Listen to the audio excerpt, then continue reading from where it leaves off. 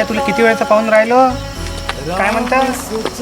मी म्हणलं ते रामनवमीची वर्गणी वगैरे सगळी आपल्याकडे जमा झाली आणि मी DJ पण बुक केलेला आहे, बँजोले पण सांगितलेलं आहे आणि आपले फटाकेवाला पण सांगितलेलं आहे. म्हणजे आपली संपूर्ण तयारी झालेली आहे. यार मी तर दुसराच विचार केला होता. माझा विचार होता की आपण DJ ढोलताशी न लावता अनाथ बांधवांसाठी काही करू. अरे जागी पिऊन उभं अरे ते बरोबर आहे, चाय तर घेऊ आपण, पण रामनवमी आली ना, रामनवमी तयार करायची आहे. ते गण्या ना आम्या कुठं आहे?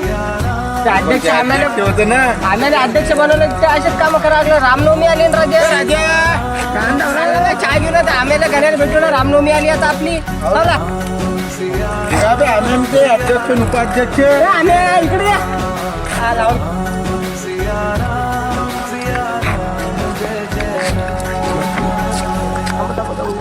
ते रामनवमी तर 2 दिवसावर आली. अध्यक्ष उपाध्यक्ष काय करा आता तयारी आहे.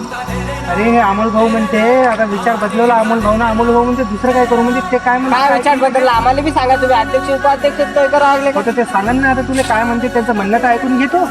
ठीक आहे बस सांगा अमोल भाऊ काय म्हणणं आहे तुमचं. नाही पोरायला आपला प्लॅन बदलला म्हणून आता मी पुन्हा सांगतो. आता आपल्याला रामनवमी यावर्षी कशा प्रकारे साजरी करायची आहे हे मी तुम्हाला सांगतो. की यावर्षी आपल्याला DJ ढोलताशी न लावता आपल्याला रामनवमी अनाथ बांधवांसाठी काहीतरी करायचं आहे आणि त्यांचा आधार आपल्याला बनायचा आहे. तर हीच आपली खरी राम भक्ती. अमोल भाऊ एकदम मला आवडलं तुमचं, एकदम बरोबर. आपण यात तुम्ही म्हटले तशीच साजरी करू आणि आमचा सगळ्यांचा तुम्हाला सपोर्ट आहे अमोल भाऊ. करू आपण. सण तशीच साजरी करू. प्रभू रामचंद्र की सियापती रामचंद्र की करुण कहा